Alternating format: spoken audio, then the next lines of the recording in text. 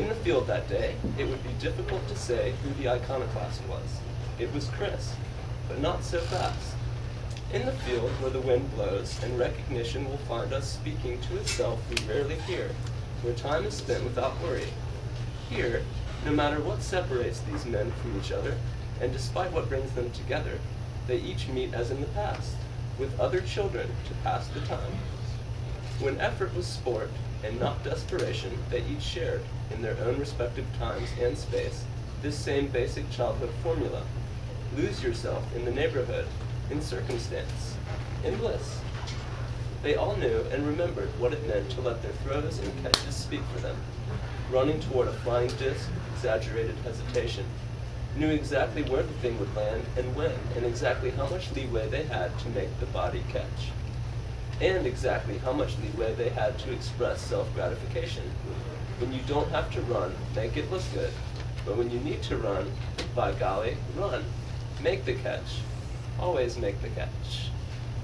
Jason did not need this lesson, had long ago applied it to his life and stood with calm amusement beside himself amongst friends in a baseball field.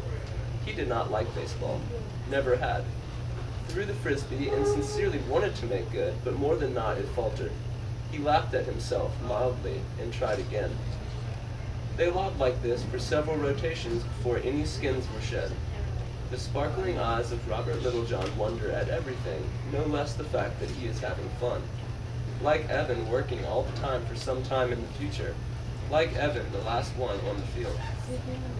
Chris, nostalgic for days he could never have had, when his zest and wonder were shared with others, does not want to exert himself too physically, is wearing pants despite the heat, wants the lesson, the reminder of trying hard at something that doesn't matter.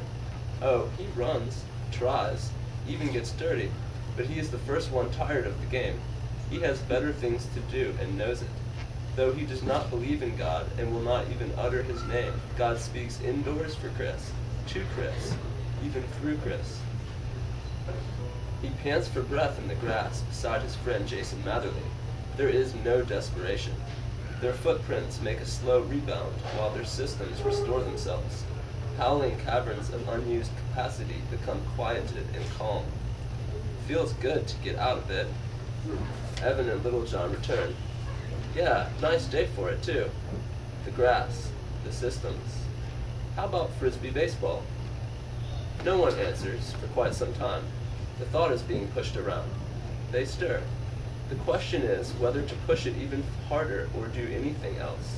Inside, air conditioning, access to any and all of their beloved nutrients, habits, passions, poisons, coffee, vodka. Listen, that sounds great and all, frisbee baseball, but I'm way too hot. Yeah, listen guys, I'm dying.